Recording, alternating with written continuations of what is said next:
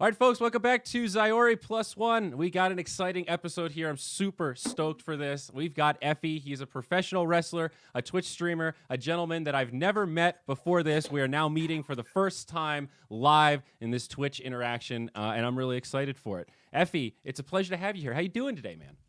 Hi, I'm super good. I've been, as I said to you earlier, I've been a little hectic all morning, getting some mail done. I actually just put up my family Christmas card that you can have sent to your house. So I'm working on those this morning. The only reason they were difficult is because I got my dog to do a signature on them. So I've been seeing how much she will tolerate of me stamping her onto the Christmas card with her hands. I love it. I absolutely love it, dude. It seems like you have so many ways that you're out there. I was looking at your store and your Twitch. The Effy Awards were last night. How did those go, by the way? I tuned in for a little bit, but I have to admit, I didn't quite understand everything I was watching. Okay, so here's the concept of the Effy Awards.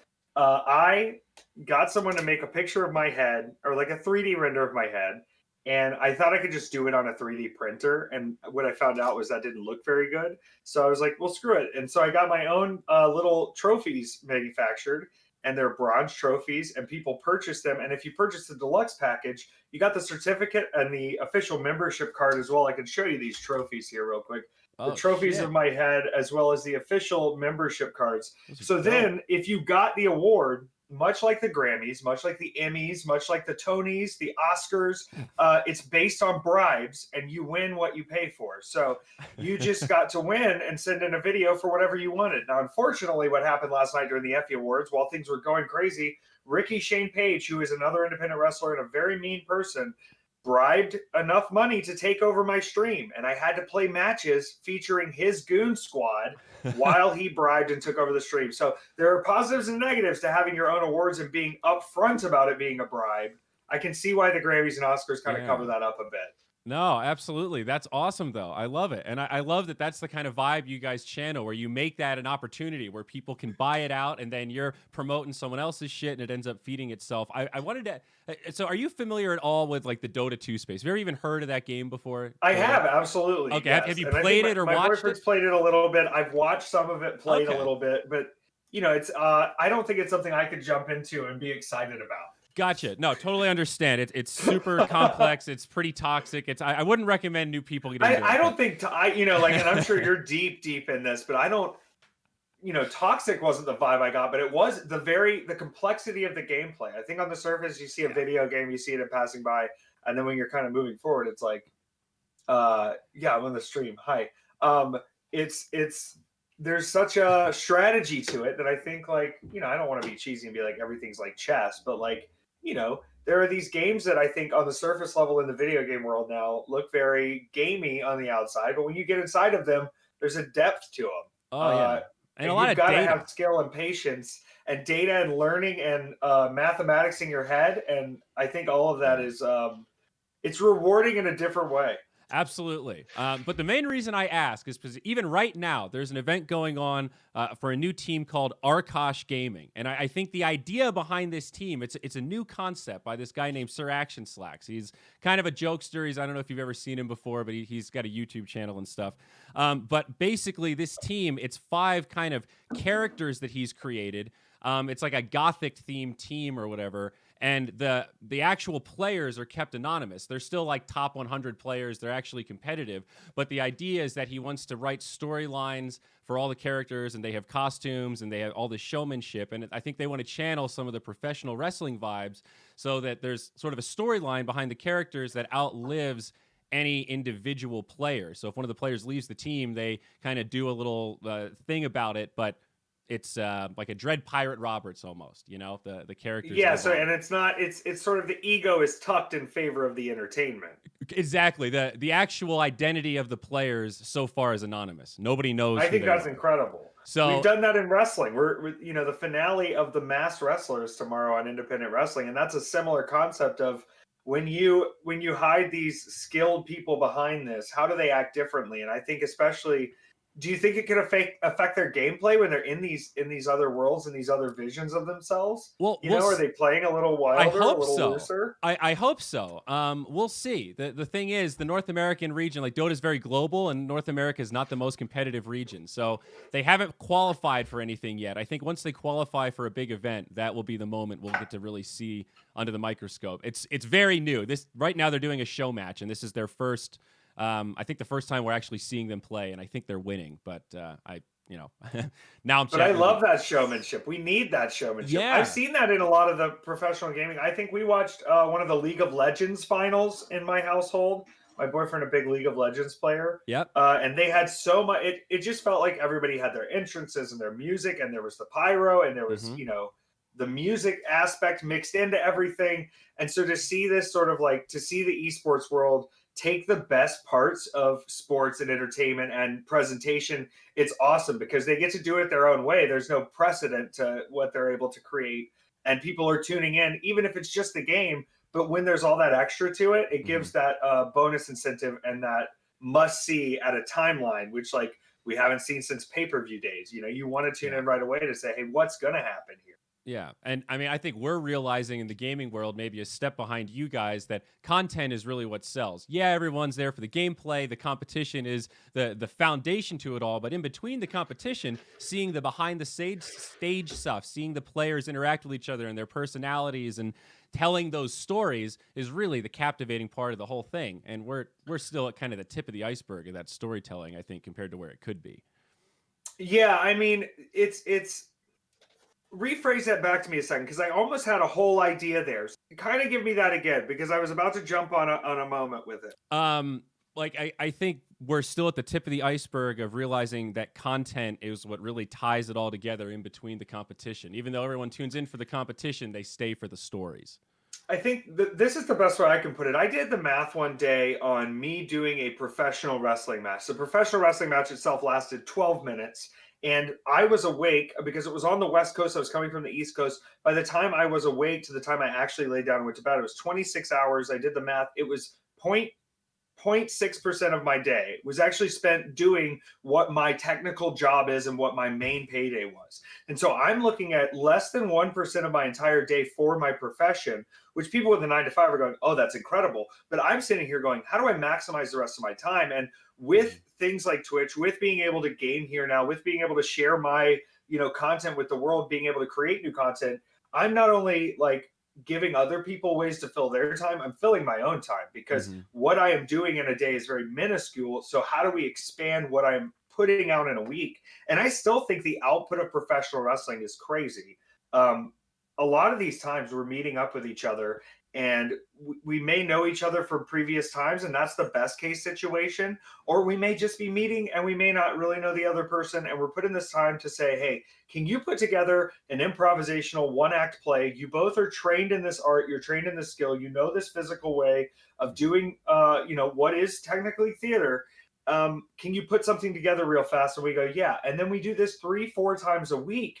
And we're putting out one-act plays consistently that are recorded and put together. So as a massive content, wrestlers are used to putting out a lot of content and having to think multiple times throughout the week of creation within the content and being unique within your content. So I think when it translates to something like video and like gaming and being on Twitch or being online, it's very simple for us to fall into that role because we're used to being able to do this stuff on the fly and we're used to doing it at a high capacity. So I think we're going to see wrestlers, fill a lot more entertainment roles, especially as like COVID is not necessarily under control.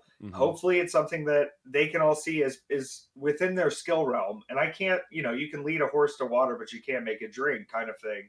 But I think there's a lot of people within our world that would do really well in other facets. Yeah. I mean, Twitch is this amazing platform because it's so easy to monetize and easy to distribute. You have these moments where it's very easy to just get this momentum going with a sub train or, the viewer number grows and that brings in more new viewers because they see that you're doing something exciting. And that hasn't existed in this capacity in such an accessible way, I don't think ever before, right? I mean, it's the same in esports. It's allowed people to just sort of put their stuff out there and see what happens. And sometimes they not hit the lottery, but they hit a winning number and that shit blows up. Yeah, and I think for me, it's the easiest way to reward people who are coming to see what I'm up to. And it's the Mm. easiest way for me to give them something that is, they don't feel like they have to wait for the reward. There's a lot of times where like there's the simple things like doing giveaways or being able to offer like special Amazon Prime gaming deals and special like loot bags and stuff that maybe not all my viewers are into, but it's something that's there that we can offer, that there are these immediate rewards. They get to see us grow. They get to see that their money is directly going to us, and we get to deal with them live and say, hey, if you like what we're doing, let us know some other things we could do. We don't have the restrictions of a network or a writer or someone behind us or a producer saying, here's what your show needs to be. Mm-hmm. And as a community, what I found with all types of streamers, whether they be from the gaming world or just IRL streamers, they're willing to teach you and willing to show you these steps and willing to show you new ways that we can use the platform together. Because I'm on your show right now on Twitch. The best way for Twitch to work is completely collaboratively, and everybody's playing their role. Yeah, no, absolutely. It is pretty nice to have the control as well. You mentioned that freedom, lack of producer, that kind of stuff. And in the esports world, that is something we've experienced almost to a fault. Our shows are very improvisational to a certain point. Usually you show up in Romania somewhere with a foreign crew and you have a couple camera shots of the teams, you have the in-game footage, and then outside of that, it's just you guys standing there talking. Maybe you've got a schedule overlay, maybe there's a couple of videos you cut to, couple of advertising plugs, but other than that, it's just a couple of dudes talking, and there's no script. You've just got a couple of bullet points, and you're trying to mix in entertainment and keep the show going as best you can. I guess it's a little different, if we don't have to worry about staying in character, I suppose. But anyway, yeah. Well, I mean, that's sort of been the fun development, is like when you can. I think especially when I was working a full daytime job, I was managing a large business. I was living in Florida. I was doing a lot of things where I had to kind of separate that professional life from the life I was living on the weekends. And obviously, I'm not doing that now. I'm solely living off existing as Effy. I'm Twitch streaming. I'm selling stuff. I'm doing things here. I'm packing up orders. I'm trying to create the kind of content people want. And that sort of hustle drive has created a whole new market and a whole new world for me, where existing as myself, I don't have to hide this professional version of myself anymore. I'm using all of my professional skills in full capacity in so many different facets of the world to provide stuff for my fans and for my supporters, things that they actually want to see and do. Like these gimmick versions of yourself all combine into this thing. And now I just sort of like exist as Effy. Am I more showy? Am I more put on a little bit in the ring?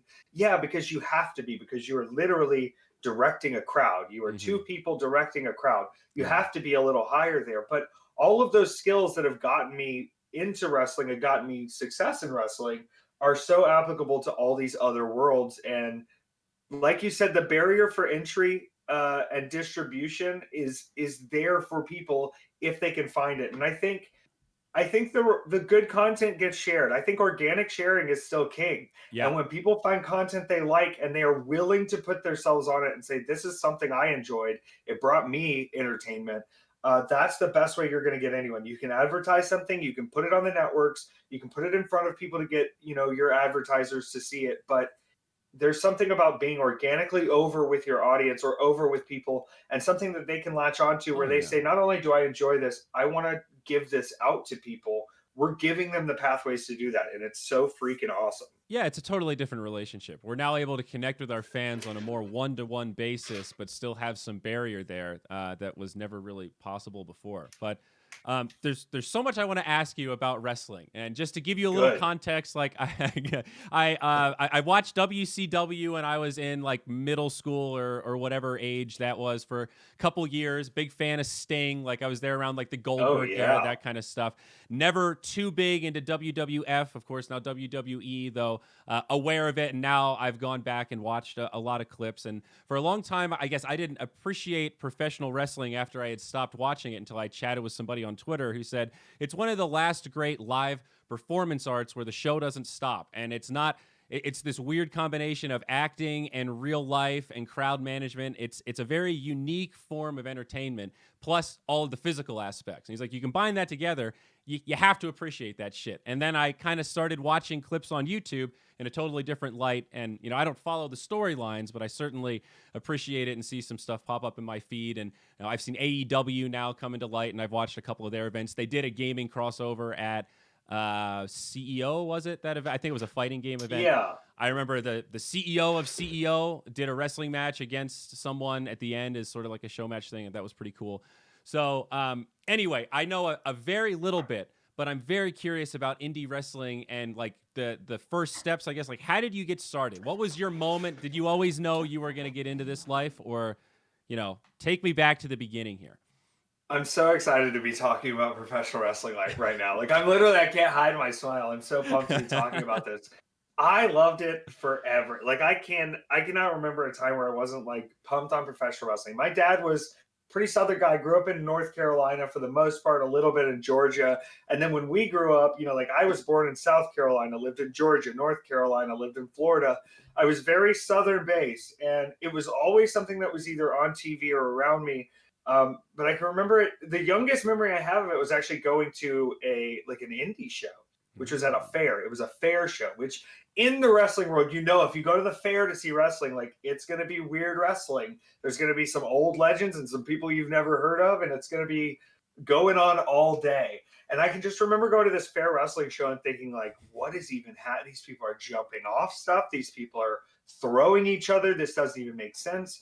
And in my head, it never made sense that you could just grow up and say, I'm going to be a professional wrestler. That's my choice. I'll be a professional wrestler. No, it had to be something where, like, these people were chosen or found or, you know, picked through a special line, and that's what they were going to be, hidden in a factory maybe. And so it never really crossed my mind. But then I had a run-in with really heavy hallucinogenic drugs, and I had a vision about how content is created and why there are these lines of content and why we have these barriers between the content of having to have, you know, the necessity of cable or the necessity of a movie to get in front of a large enough audience. These things were messing with my head. And I kept thinking about, like, why does John Cena go to all these towns to be a professional wrestler? Why would John Cena show up in Bakersfield, California, and show up in Chicago, Illinois, and show up in Atlanta, Georgia? Why would he do that over and over when it's, you know, you really could probably recreate it in a pretty convincing CGI and people would get the same effect. And so I said, well, the only way to find out if any of this is even real is to become it. That's true. That's how I became a professional wrestler. I started training in a field with a man named White Trash Fred in Florida. I was driving 3 hours round trip every Sunday to train with him. I did that for 10 months. And then I started lying to people so they would book me on shows. And it turns out wrestling is real. You can become a wrestler and you can entertain people. But the problem I found in professional wrestling is probably the same reason that your viewers or people who are listening are going like, well, maybe I know of professional wrestling. I know about Stone Cold, or I know Hulk Hogan, or I know, The Rock. I know that version of professional wrestling, but what is professional wrestling? And like, realistically, it is just, like you said, it's improv physical theater that is completely unpredictable. And when the best of the best are doing professional wrestling, they are in the ring having a very secret magic conversation that you will never see or hear or speak of. And there's a lot of professional wrestling. Not all of it is the best professional wrestling. But what I found is now the professional wrestling on TV that is being presented to the masses is for the most part benevolent and good. But there are some issues at corporate levels that I don't always love. And people can learn about all those on their own. I want to show people the version of professional wrestling that exists without the boundaries of network executives, without the boundaries of everyone necessarily being told what to do, with trust in the hands of performers, with the image not being of you have to be an independent wrestler to become this big professional wrestler, or you have to go to these big companies to be a true professional wrestler, but that equally entertaining and equally exciting versions of professional wrestling are happening outside of this world that you didn't even know about. And when I talked to a lot of people for the first time, I asked them, did you know about wrestling that was happening 30 minutes from your house? And they said, what? I said, yes. Most people I talk to, if you look up professional wrestling, there's something at an independent level happening 30 minutes to an hour from their house, but you never know it because professional wrestling gets so in its own head that it only wants to talk to professional wrestling. And what I'm finding, talking with people like you, reaching outside the world, being a part of this whole new place in Twitch, showing a new audience this, there are people that would love professional wrestling if we'd open the door to them instead of kind of closing the door and trying to stay within our own little magic world that we've created and this barrier we've created. Because sometimes when you don't know everything about professional wrestling, some professional wrestling fans don't like that. And it can be an uncomfortable experience. And we want to ease people into the world of professional wrestling and show them, hey, there's a version of pro wrestling where you don't have to be all caught up. You don't have to be fully prepared, and we'll still be at the highest level. We want people to see that. Okay. Wow. That's was that heavy? I mean, that's a lot to digest, but no, that's awesome. And I see what you're saying. And that was one of the things I was curious about, like this dichotomy, I guess, between independent wrestling and like, I guess, network wrestling or something that like, is that almost what you would call it? What's the, like, what do you call WWE? What is the classification for that type of, is it just professional wrestling, or is that also what indie wrestling is? You know, like, what's the nomenclature here?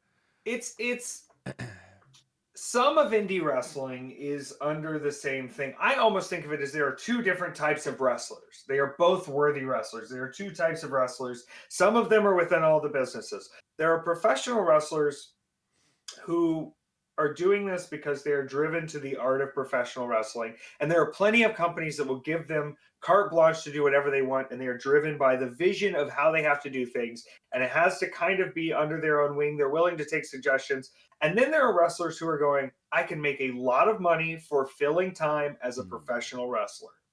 Those people do really well in these companies. Those people who just go in and say, I'd love to take a full page of directions from you. I'll fill the time. I have 16 minutes. Great. Hit the bank account. I don't need to tell you what I am. Tell me what my character is. Tell me what I do. I'm good at wrestling. I don't want to have to think about the rest of it.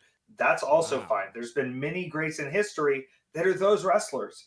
And seeing that dichotomy, it forces me outside of these boundaries a little bit, because I'm a guy who can't really, I think a lot of things about pro wrestling, and I can't always get the backing sponsors to get behind them. So I have to kind of carve my own way. And there's a lot of us doing it that way. And so if I can have, you know, a larger audience for us to get that word out and show the world what we're trying to create, especially that are on platforms that are coming from people of color, that are coming from women, that are coming from gender minorities and LGBTQ people that haven't necessarily been given the biggest amount of stage time up until now, it's cool for me to be able to put our people on that platform that we haven't seen before.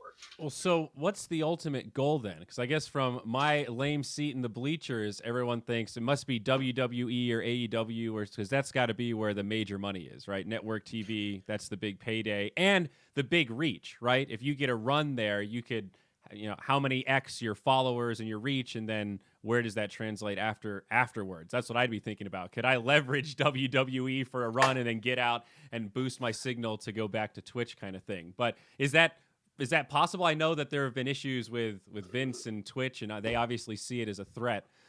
So what is the ultimate goal? You know, where do you want this whole thing to end up? You know, I can't share it on here, but Okay. I will share it when we are not live. There's a story about Vince and Twitch that you'll quite enjoy. But what I will say is sometimes through blindness and through being in our bubble of wrestling, we accidentally cannibalize ourselves. We don't mean to do it. We're not trying to cannibalize ourselves, but we accidentally cannibalize ourselves. And some of the ways we do that are we take large-scale payments from countries known to fund and harbor terrorists like Saudi Arabia. We then get sued by them and have to repay millions of it back. We have our company firing people for claiming unionization may be a good idea. You have companies who now are at competing prices and can get guys for dirt cheap.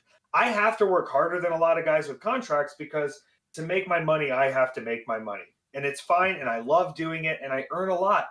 But it used to be if you got to the WWE or you got to the big TV company, you were going to make 6 figures off the bat, and you were going to be rolling well and make your merchandise money. And now they are eating each other, and people are taking these TV contracts to say they had TV contracts, and they're going to make less than me this year being on television. Wow. And they're still going to have less organic reach than me being on television, but they've got the security of that weekly contract and weekly payment, and they've got the security of growth. What they can offer is unlimited growth, but what they can now offer it in is smaller increments, because they found out with guys like CM Punk, he's just going to keep asking for more. We're going to be out more money, more money, more money. And we're going to have to set up more of a structured plan for these growth characters. And if we can't use them, we get rid of them. We reset it every week. It's easy to do that. And in my world, my job is not to make sure my boss is okay, but to make sure every part of the scene around me is okay and is growing and thriving. Because for me to exist in 5 years, I need there to be places for me to wrestle in 5 years. I need there to be people for me to wrestle against in 5 years. I need people to care about professional wrestling in 5 years. My growth isn't based on what the company wants me to do. My growth is based on all the companies that I do collaboration with, which one year I wrestled professionally for 39 different companies one year over 52 weeks. And that's just the professional wrestling companies that I was wrestling for. Some of them were multiple times. But you think about the amount of collaboration I do with artists, with companies, with wrestlers, with people who are even just helping out on shows. We have to keep an entire scene happy and healthy to make sure that we have a way to make money in the future. It's not just about, oh, Effy's going to be the big star. If we don't all take care of each other at this point, we're either going to get eaten up or we're not going to exist. And especially after COVID, we have to look at, like, what does that really mean? Yeah. Damn, that's pretty wholesome though. I totally get that that model of if we just help the ecosystem grow, we're all going to grow together with it. You know, the reach. There's room for all of us here, so we need to get the word out. I like that. Definitely. One of the things I'm always curious about, though, what about longevity on the physical side? How do you maintain that aspect? Because wrestling is tough on the body, right? Is it better now than it used to be in terms of like just training? And so I know in MMA, for example, and boxing even, the training has gotten much more sophisticated so that people aren't getting like rattled in sparring, and there's much more focus on recovery and nutrition, all this stuff, and people aren't abusing drugs and alcohol the same way they were in the 70s and 80s, just kind of recklessly, at least to my knowledge, at least. So, like, I guess I'm just always perpetually curious about how that stuff is evolving and how you guys focus on making sure you can do this as long as possible, right? My body at this point feels probably better than it has in a few years because I'm clearly in COVID. I have not wrestled a lot. Towards the middle of October, I was wrestling a good bit.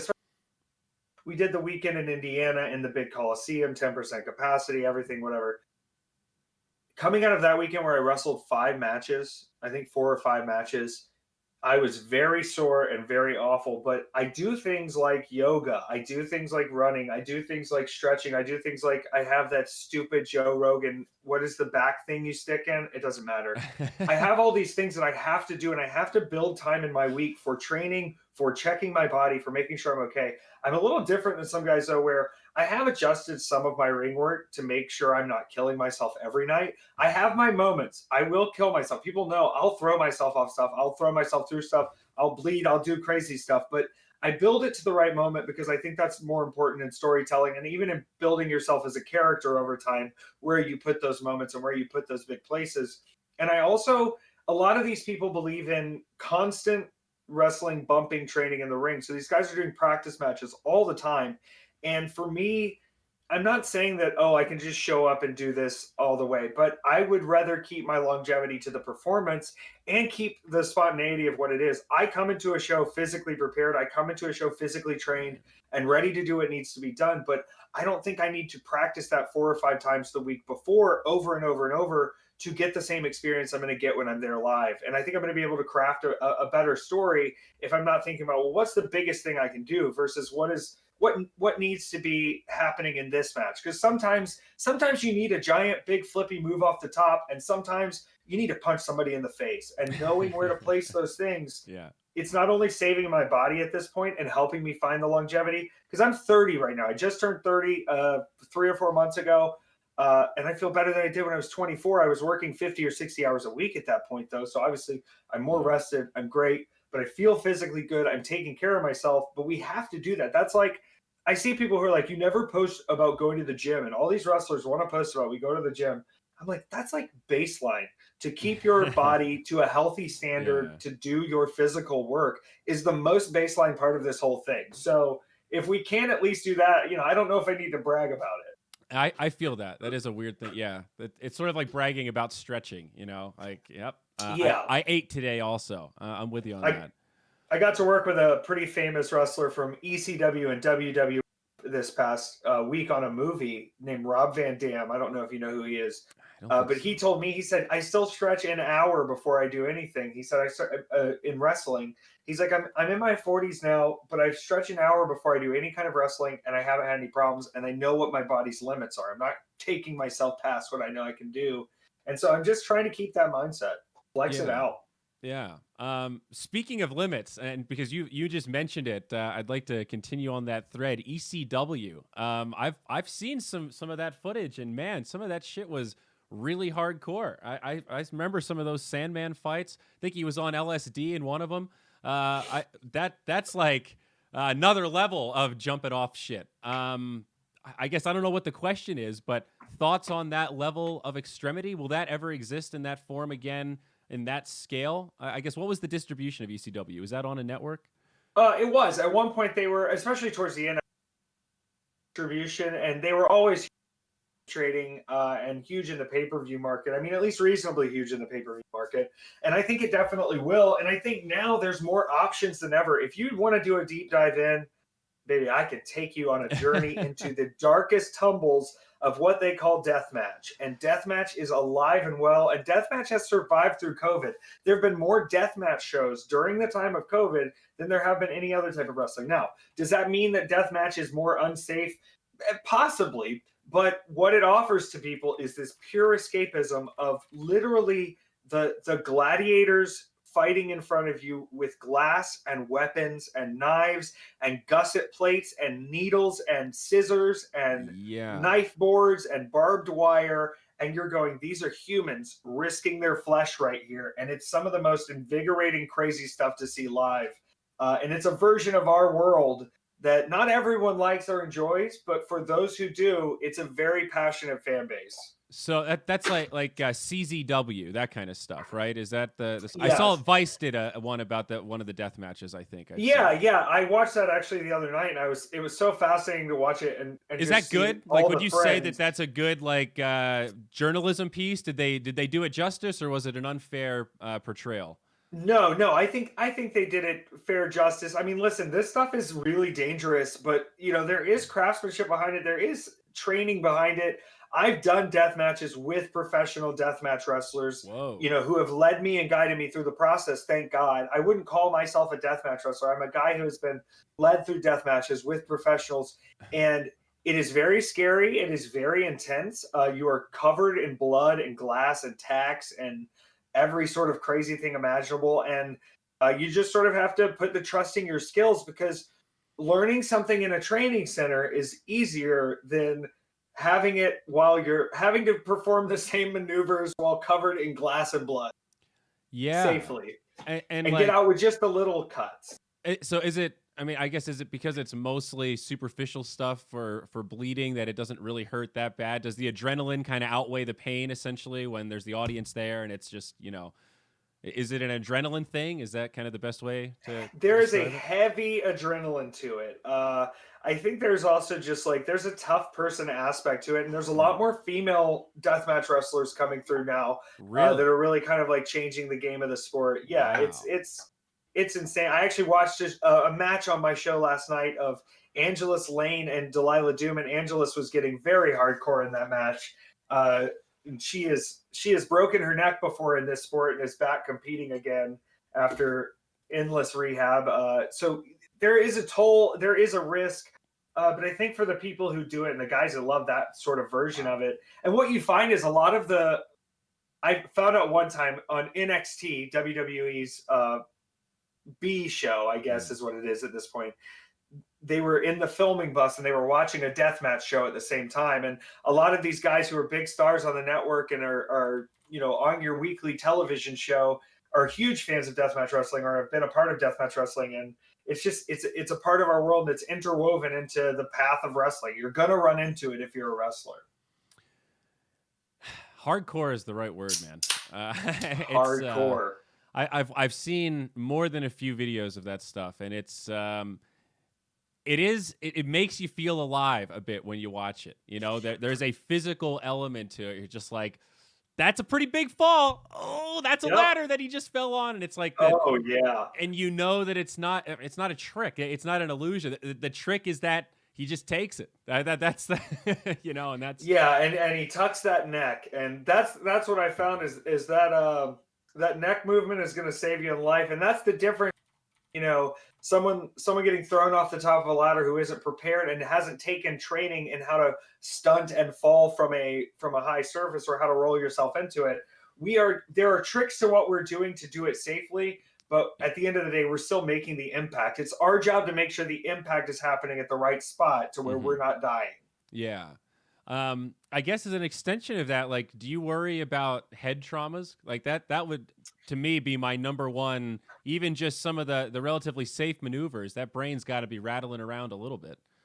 I have definitely had my share of concussions. Anybody in the business hasn't really been wrestling.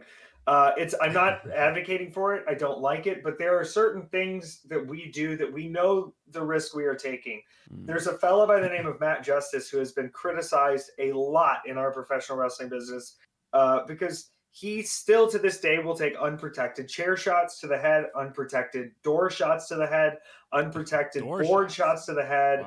Wow. And he's a madman. And I've said to him, I'm a close friend of this person, Matt Justice. He's in a gang with me called the Second Gear Crew. And in professional wrestling, your gang, you got to hold up for your gang. I said, Matt, I worry about you. It seems extremely painful. And I think over time, I'm worried about the long-term effects. And he said, life is painful. Get used to it. And he's a guy you just can't reason with. And are we going to fully stop him from doing what he wants to do by choice and physically restrain a man from performing how he wants to? Or are we going to say, you know what? We've warned him. He knows the risks. He knows the problems. And he has taken this on. What our problems in our business were for a while were people going into business for themselves. And so these things were happening, these headshot injuries or these traumas or unplanned spots that were injuring people who were consensual participants in the match, but didn't consent to these parts of the match or didn't consent to these things happening. And so we've had to kind of take a harder look at making sure your opponent is in full agreement with you. If he looks me in the eyes and he says, hit me in the head with a chair, I'm going to hit him in the head with a chair. People will disagree with me philosophically. He's asked for it. He's consented to it. I'm going to hit him in the head with a chair. But if you're injuring someone or trying to injure someone within our sport, there's so much that can go wrong with participation that to go on your own, it's to me, it's like it's an immediate no-no. It's an immediate no-no forever. Like, do not be a part of our business anymore because people make a living on their bodies and we take high risk with them. But the same way a blacksmith, a carpenter, they use their bodies as well. An NFL player, an NBA player, they're taking risks with their body. If Shaq was just out there punching people in the face for real on the court, it would be a problem. I see. So really, it's a consent thing. I guess you're open to it from an ethics perspective, as long as you're positive the other party is truly wants it. I think that's a fair take. I guess my only concern with that would be, is there implicit pressure from up-and-comers to take chair shots because they know it's still an intense thing that people want to see, and they consent to it, but there's still sort of this thing in the air that, well, that guy's badass and he does it, so, normalizing the behavior, even if it is based on consent. Does that make sense? Am I going too deep with it? No, you're not going too deep at all. And this is so hard because it's the idea of, do as I say, not as I do. And you can ask them all day, and you can even have them say it because, like, you, Mick Foley, Mankind, WWF champion, who fell off the Hell in the Cell, who's been begging people not to do it for years, and he did it for 20 years or 10 years or however long that may have been. It probably was 20 years, and he's begging people not to do it. It's one of those things where I go, okay, I can tell you not to do it. I can promise you not to do it, but it's also a proven formula that works, not because there's necessarily pressure, but because people like seeing dangerous shit. People love seeing dangerous shit. I one time saw a stunt show spectacular where a guy lit himself on fire and then shot himself with a cactus stuffed into a potato gun. Nobody asked them to do this. Nobody wanted them to do this. But they put it on a poster, and about 30 of us paid $10 to see it happen. So were we egging it on, or were they going to do it whether 2 people or 100 people showed up? There's always going to be people being idiots. And unfortunately, The world, human nature loves watching people be idiots. We just have to measure our idiocy against our art form and make sure there's a fair balance so these kids can survive at least a few years in the sport. That's fair. It's subjective, I guess. There isn't really necessarily a right answer. It's just trying to determine that. I like balance. talking about it though. Yeah, well, it's kind of heavy shit, but it is important. You mentioned Rogan earlier. I listened to a lot of Joe Rogan. They've talked about head traumas and CTE a lot on that show, and there's been a ton of documentaries about it now. So it's a topic that is, I would say, relatively well known, especially in the context of football and the NFL. They've done a pretty shit job with that in the past. They had data that was pretty convincing that micro traumas add up to lead to big traumas, and they compound, and CTE is really, really bad. And they kind of downplayed it because they didn't want to scare the athletes away. They got sued, and it was a whole big thing. So, yeah, I'm just always curious about it. I appreciate you diving that deep, though, man. I apologize if any of that is sensitive. I guess I don't necessarily know the limits here in this world.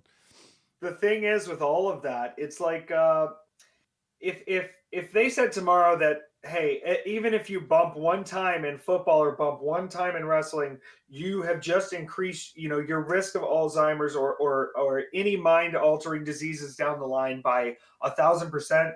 I think everybody would, for the most part, still do it, unfortunately, because we just, as human beings, have a hard time processing consequence sometimes. And I think in this case, it's the immediate glory of what we're able to do and the immediate feeling of, like you said, that adrenaline, that afterglow of that, being paid to perform, being paid to be out here, getting to live in your own world. It's like, yeah, there's so many risks to what we're doing, but I don't know if I could go work for Geico answering phones. I don't know if I could handle it. And yep, I'm going to have to risk it out here to do what I have to do. At least I feel like I'm putting myself in the right direction, to at least reach people and make a difference. 100%. And I think the NFL players, for the most part, said the exact same thing.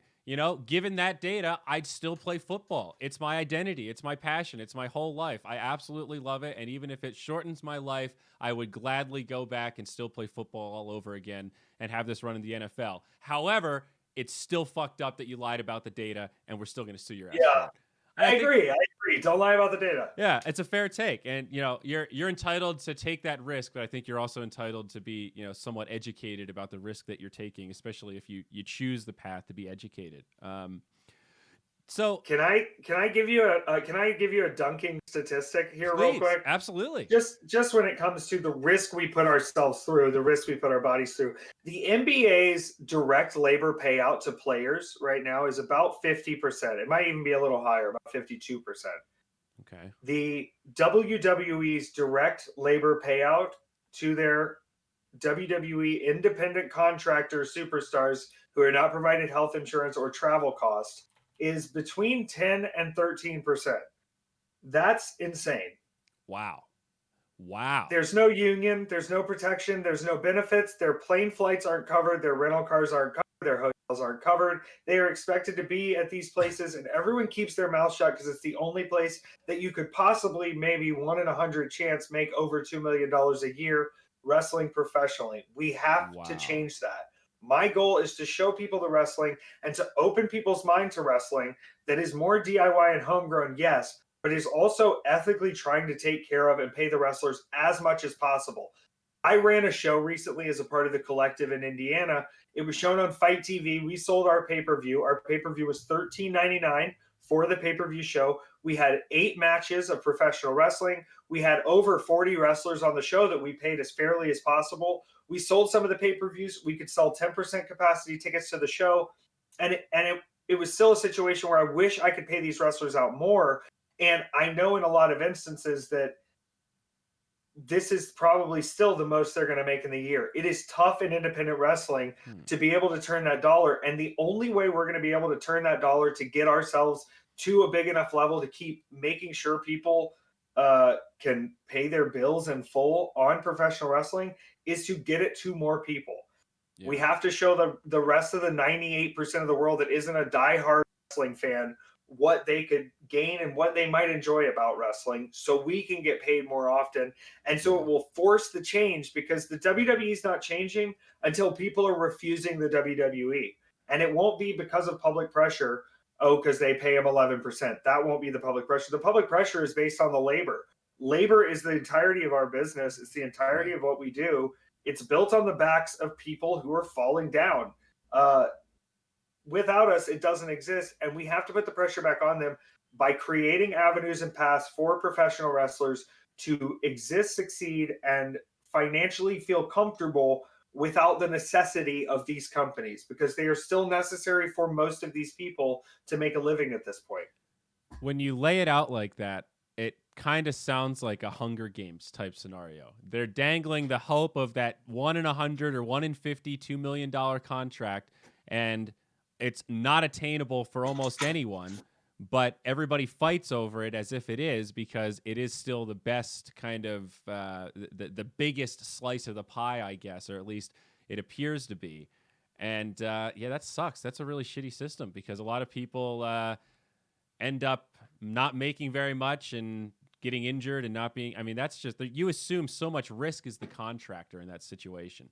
That really sucks. Yeah, absolutely. And that's the thing is, and it's hard to tell people this, because in our business, I have to ask people, what % of your payday is living the dream? When you look at what money is coming to you from professional wrestling, what you're being paid, what your worth is, what % of that is being made up by the fact that you're getting to do something that you enjoy doing? Does that make up for the fact that you haven't made enough real world money to be able to live a normal life? We have to make the change to push so that question is very easily answered, and you don't have to go to someone else to answer it for you, because right now that's part of the game. I mean, there's definitely some parallels from my world to what you're saying in terms of being a commentator for esports, competitive video game stuff. It looks like the dream job. There are so many people on Twitch with, single digit viewers that go, oh my gosh, I wish I could tell that story and bring the hype in a live match in front of 50,000 live viewers. And oh my gosh, that's the dream job. And it's a very similar, you're a contractor. There's a lot of instability. There's irregularity in gigs. You're kind of underpaid for your time. You have to be infinitely available for a very finite amount of work that's very competitive. And I think the only reason I was able to make it is because I started so early that I was ahead of the curve. And people asking me now, like, how do I become a commentator for esports? It's like, I don't really know. It's really difficult to break in and get known, because there's so many people trying to do it now because everybody wants to. And because you're seeing the production, you only see the best part of the job. But as you said at the beginning of this podcast, there's all this work and all these politics and all this stuff that goes on behind the scenes to get those gigs to begin with. And that's the real work. That's the real grind. The on-camera stuff is the fun part. Yeah, of course. Once the lights are up, you get going. It's fun. Yeah, that's when the performance starts. But when you're talking about WWE, I guess, is AEW different? Is it similar? Is that part of this network territory where everything's really scripted and you don't have that freedom? Or is it a step better than what Vince has over there? I think they are taking a lot of steps that are really, really positive. And this, I'm not going to totally praise them here, but I will say this. There's a lot of steps that have been taken that are really positive. They have hired the first ever trans woman professional wrestling superstar, and she became their women's champion very quickly because she is a powerhouse and a dominant force, Nyla Rose. They hired lovely gay non-binary performer Sunny Kiss, who is now in a tag team with Joey Janela, is on TV every week. They have made a lot of movements towards progress in people of color, women of color, and making sure that they get some time. But in another sense, the issues I have aren't necessarily that they don't give their women's matches enough time every week. That's a big thing people talk about now.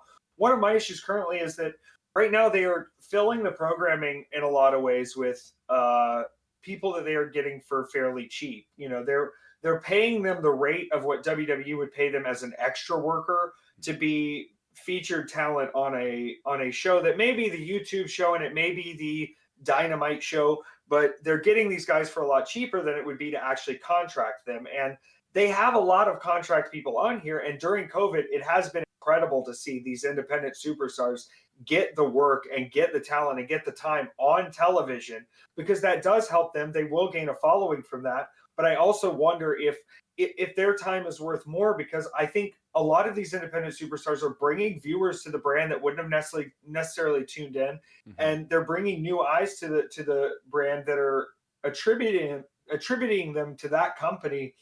it's easy to throw somebody a couple $100, $1,000, and let them be on your show and let them have a match. But are they being given their fair worth in the end, especially when you're filling up 12 months of programming? You could have contracted people in that time to full contracts, to be put on health insurance, to be put in a higher paying gig. It's strange to me to see it go on for so long, and you would think that it wouldn't just continue, but you have seen sort of a cycle of 40 or 50, 60 people that have come in and out, and it's been good for a few of them to have paydays, but only a couple have been signed out of the whole regime. And I understand you can only give so many jobs, so maybe the opportunities for everybody who's independent is outweighs that, but I would like to know what's the difference in their capacity. And I guess it is who is known and who's not, and it is enhancement talent in the end. I mean, hearing that, my next thought, and this might not even be a question that you can answer, but like, is AEW profitable? Like, one of the issues with WWE is they min-max the athletes, and then you look at how much money Vince has in his bank account. That's a dichotomy that's a little scary, because it's like kind of human capital that's making him rich, and that's a little, I don't want to say unethical, but it feels a little wrong in a weird way. Does AEW have that same person, or are they also struggling to barely hit their bottom line because they're still competing against the big dog? And I mean, that can't be easy, right? They're trying to steal. No, it's definitely not easy. I think, and here, let me praise AEW here before they clickbait this thing, because I'm sorry, I don't mean to like drag you through the mud here. No. I speak really honestly, and the wrestling news sites pick stuff up sometimes. It's easy to misconstrue things, and whatever it is, what it is. I think that if you look at the management, and you look at, because their executive vice presidents are professional wrestlers, you look at the management, you look at the talent, you look at who's in the office, who are the agents. Mm-hmm. There are a lot of guys and girls in there that are definitely taking pay cuts under what they are worth to make this work. And I think that's really admirable, because it shows a step towards, hey, we can do what they're doing at that big level, with that excitement, with that level of quality and showmanship, and editing and good pay-per-view quality music videos before the matches, so what's going on. We can have all of that, and we can also give up a little bit to make sure that we have a longevity, and to make sure that this product can exist. And so when I look over at Vince, and I look at how large his office is of people who are not professional wrestlers, who are boardroom members, who are people who are taking dividends off stock money, the way all of that works, and I look at Tony Khan putting up money, the Khan family putting up money, the management within the office being within the world of wrestling and being wrestlers and taking care of wrestlers, it does seem like there's a huge step towards, hey, we're going to do this the right way to try to make sure things are taken care of. I do just think they do need more voices in the office, that may be in their ear, just to make sure everything is taken care of, because they're making the steps in the right direction. But sometimes when we jump in the right direction, we sometimes don't look out for who we might be stepping on in the process. So I think we're going to see really good things from them. And they're a company that's shown that they're adaptable, they're willing to change, they're willing to grow, and they listen to their fans. And Tony Khan speaks directly to their fans, it's an incredible thing to see out of someone. Vince can come out there and say, I'm listening to the fans. But there's a 21-year-old girl named Judith who does his Twitter. Don't be confused. I met her in New York. It's not a weird thing. So he's not talking to the fans. Tony Khan is listening to the fans. Cody Rhodes is listening to the fans. Yeah. The Young Bucks, Kenny Omega, they are paying attention. And that's something we haven't seen with a large scale wrestling company in a long time. So I have to give them all the props, and they're trying. They're trying their best. So pretty optimistic overall about AEW in the space. Like, you think they're net positive, all things considered? AEW to me is Joe Biden, right? They're not quite Bernie Sanders, okay? I wanted Bernie. Okay. I expect Bernie. I wanted Medicare for all. I want, student loan forgiveness. I want these crazy rates that are helping banks and these bailout. I wanted all that. I got Joe Biden. It's fine.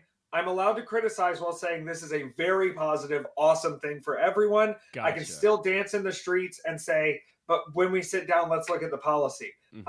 I think that's the easiest confirmation. No, I love it. That's perfect. Very nuanced, but I appreciate that so much, man. No, it's seriously a great way to slice it. I think you can be doing good things and still have ways to optimize or improve the good things that you're already doing. That's totally a fair perspective.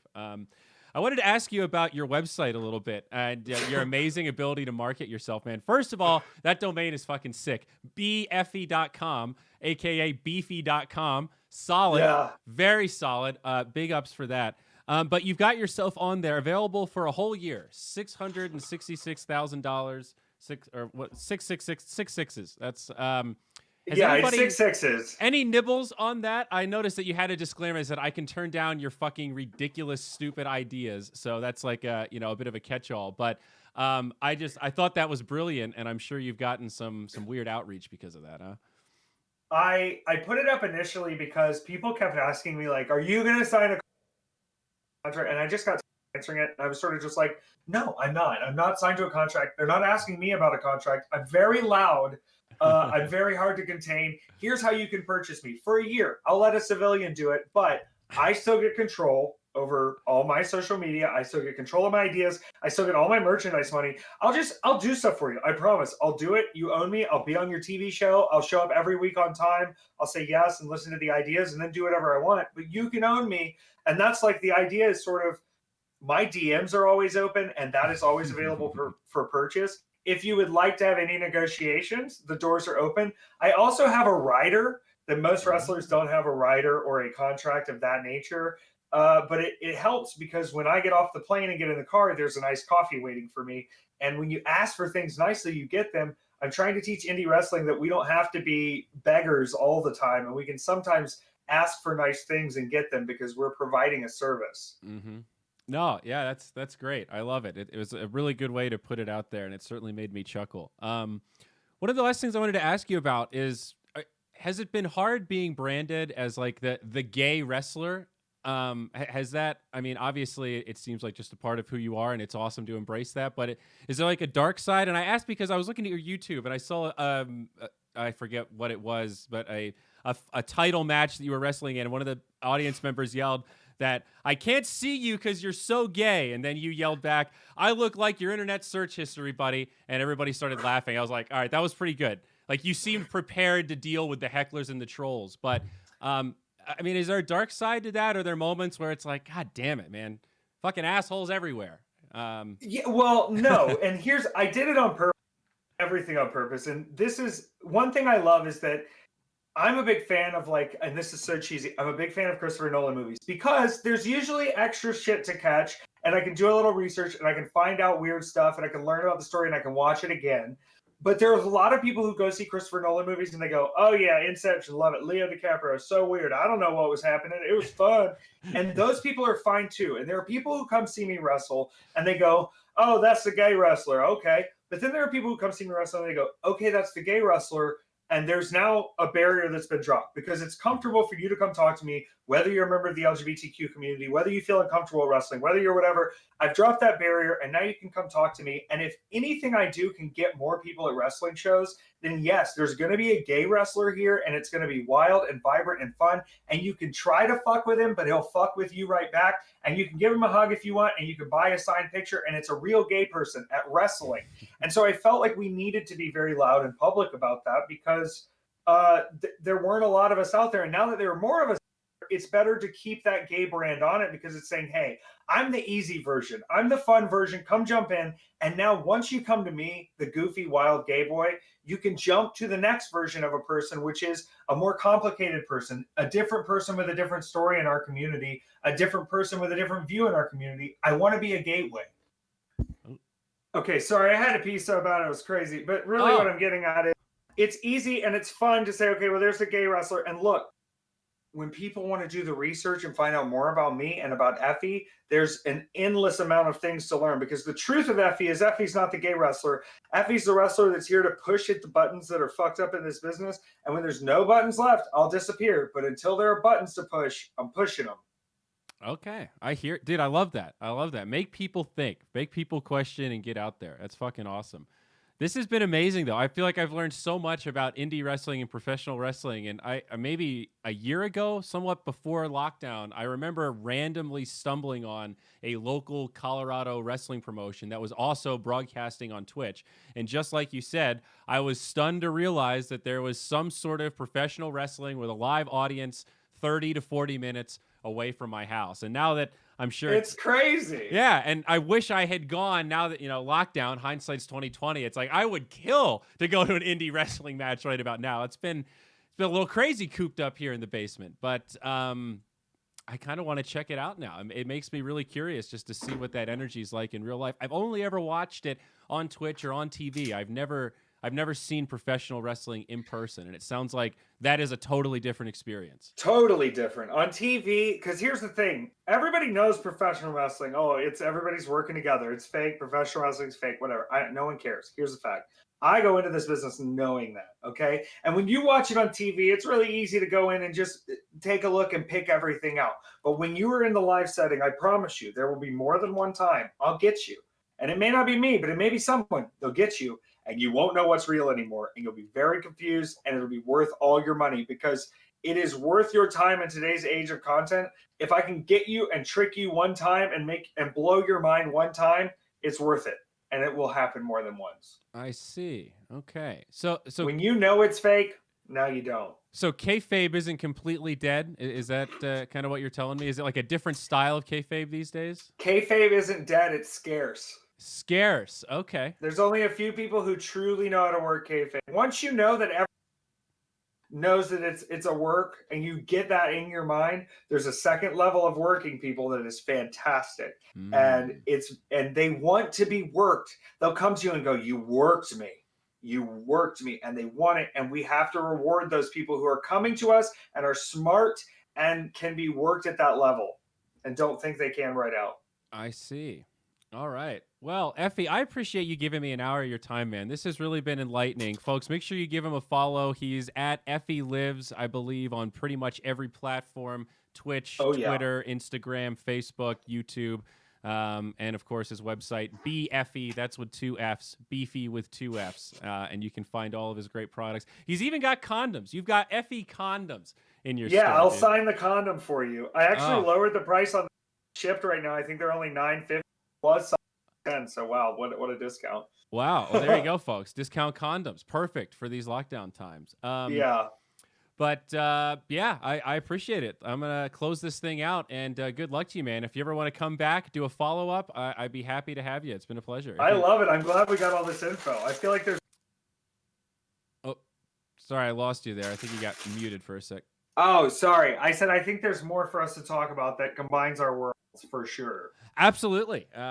Yeah. I mean, we don't have to stop it here if you want to keep going. We can continue on if you... I've got to take the dog out, though. She's already pawing at me, and she signed a bunch of Christmas cards, so I've got to listen to her today. All right, go for it, and we'll think about it for maybe a part 2 sometime in the future, man. Love it. All right. All right. Tag Very me good. in it. Sounds good. Take care, buddy. Thanks a lot. Thank you.